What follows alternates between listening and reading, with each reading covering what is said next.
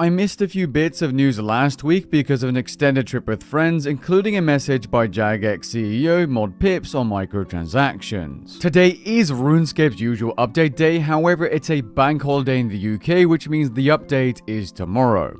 This post is important enough to discuss and share with those who have not yet seen it, so whenever you're ready, grab your cup of tea, sit back, relax, and enjoy.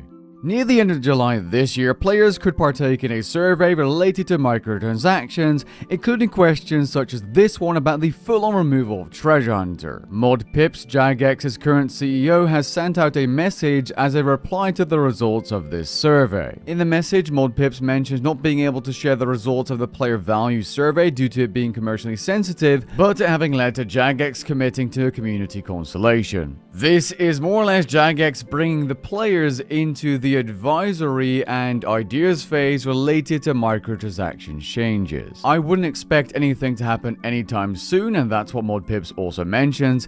This is not a simple path, and that's to be expected because microtransactions are incredibly ingrained into the game now. And of course, altering any money generation source is going to be a little bit tricky. I appreciate that Mod Pips is keeping it real here in his message and not beating around the bush. Jagex was acquired by CVC Capital Partners recently, and Jagex does need to make money. Now, this part of the message is a little bit worrying, where if Constellation leads us down a path where we consider the removal of Treasure Hunter, we would need to explore what alternative offerings could counterbalance the impact of that decision. The last time Jagex did something like this was around Rune Pass, which literally just added another source or form of microtransactions on top of membership Treasure Hunter and all that kind of stuff, without Treasure Hunter actually getting removed. So this message in itself is a little bit worrying. The only options I could see working is Jagex increasing the membership prices for the amount of money they lose by removing Treasure Hunter, which is something I can definitely see happening. If we take the financial statements of 2022, roughly 23.6% of all revenue came from MTX, being rune coins, keys, and bonds.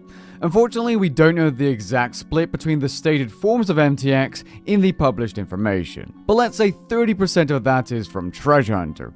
That's £9.7 million or 11.45 million euros to account for. That could be resolved by A, either attracting roughly 163,000 new Premier Club members, which definitely isn't happening just because Treasure Hunter is removed, or B, increasing membership prices for all existing players. Based on a rough calculation, assuming all members are Premier Club members using the same currency, not including different rates, discounts and deals and so on, this would mean that Premier Club membership would go from €70 a year to €77 per year, or about a 10% increase, which honestly doesn't even sound that crazy. Now, I would much rather have other people, MTX whales, spend more money in the game so that I don't have to, but this could be worth the game's integrity to you. I guess it just depends on your financial situation and how much you care or don't care about Treasure Hunter being part of the game. I think it's a little too far gone to completely remove it, but I would like to see a reduction in OP promotions personally. I don't really have a black or white opinion on this topic. It's actually quite complex,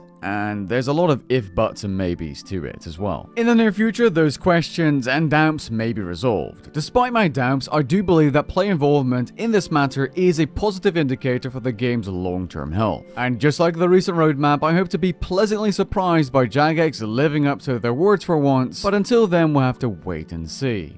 Last Friday, Jagex revealed the drop rates for the Sanctum and Rebirth Osseous and for skilling off and parts drop during Daemon Archaeology. Since I'm late, I won't be going over the full thing since most people will have probably seen it by now, but what I found particularly interesting is that the tier 95 weapons have a 1 in 50 chance of being dropped in normal mode and 1 in 14 hard mode. While you are able to kill Karapak faster, for example, a fractured star of armoral piece is a 1 in 115 hard mode per solo boss kill where you have access to all 3 drop piles. The most important thing in this post, which is linked in the description below, is that moving forward, Jagex will reveal drop rates from new content approximately 1 month after its release, which is fantastic for transparency and for people trying to calculate how long it will approximately statistically take them to complete their drop logs and all that kind of stuff. With that being said, I hope you lot enjoyed my thoughts on the MTX response, and I'll catch you guys in the next one.